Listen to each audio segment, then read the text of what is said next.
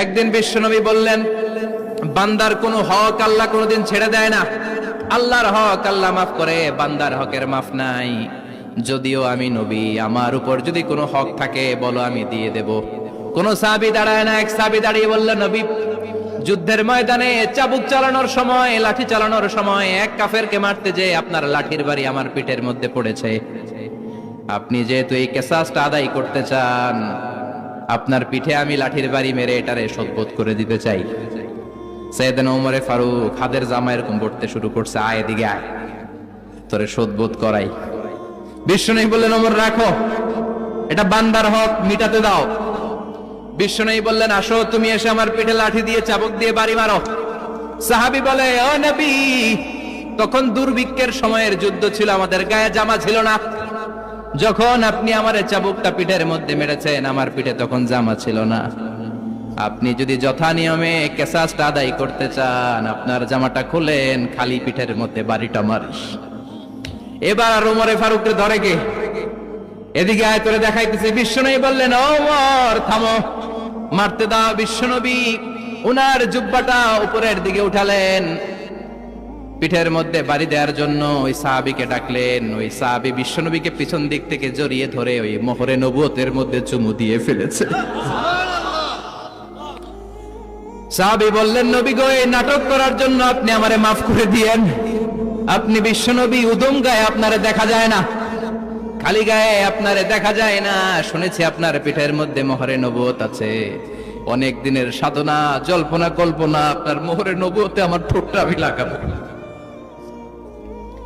আপনার মোহরে নবুয়তের মধ্যে আমার ঠোঁটটা লাগিয়ে আমার ঠোঁটটারে আমি জাহান্নাম থেকে পরিত্রাণ করাবো। এজন্য প্ল্যান প্রোগ্রাম করে এতক্ষণ আপনার জামাটা খুলতে বলেছি।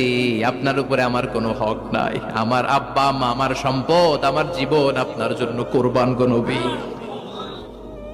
বিশ্বনবীর পিঠে বাম দিকে খাতামুন নবুওয়া ছিল, মাহরে নবুওয়া। কোন বর্ণনা এসেছে উনি এই মাহরে নবুওয়াত দিয়ে পিছন দিকে দেখতেন। বিশ্বনবী যখন নামাজ পড়তেন উনি বলতেন, ইস্তাকিমু ওয়া আতাদিলু ইয়ারহামুকুমুল্লাহ, কাতার সোজা করো, ফাঁকা জায়গা বন্ধ করে দাও, কারণ আমি সামনে যেমনি দেখি পেছনেও তেমনি দেখি। অনেকে বলেন বিশ্বনবী পেছনে দেখতেন এই মাহরে নবুওয়াতের জায়গাটা দিয়ে। এটা ছিল বিশ্বনবীর behind CC camera, behind close circuit camera. আল্লাহু আকবার।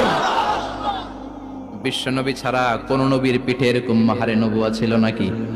কথা বলেন। এজন্য ওই নবীরে গালি দিলে সহ্য হয়? কথা বলেন, সহ্য হয়? আবিয়াদুল ইবতাইন, বগল ছিল শুভ্র সাদা। আমাদের বগল কি সাদা? দুর্গন্ধ, কুৎসিত, কালো, তাই না? বিশ্বনবীরটা কালো? কথা কন, শুভ্র সাদা। আমরা দোয়া করি এভাবে। বিশ্বনবী মাঝে মাঝে দোয়া করতে করতে, বৃষ্টির জন্য যখন দোয়া চাইতেন, আরাফার ময়দানে যখন দোয়া চাইতেন, দোয়া করতে করতে হাতটারে উপরের দিকে করতেন। সবাই এরকম হাত তোলেন, সবাই হাত তোলেন। বিশ্বনবী মাঝে মাঝে আবেগের চোটে এইখান থেকে হাতটা এই জায়গায় নিয়ে যেতেন। সুবহানাল্লাহ। বিশ্বনবী যখন হাত আবেগের চোটে উপরের দিকে উঠাতেন, বিশ্বনবীর বগল দেখা যেত। সাহাবারা বলতেন, হাত্তা ইউরা বায়াদু ইবতাইহি, এই সুযোগে আমরা দেখতাম উনার বগলটা ধবধবে সাদা, কোনো দাগ ছিল না। মুস্তাওয়াল জাবিন, প্রশস্ত ললাট ছিল। আসাম্মুল আনফ, খাড়া নাক ছিল। বিশ্বনবীর নাক কিন্তু বোচা ছিল না। এরকম চ্যাপটা নাকরে আপনারা কোম্পানিগঞ্জে কি বলেন? সাকমা কি নাক? হ্যাঁ, বুসা,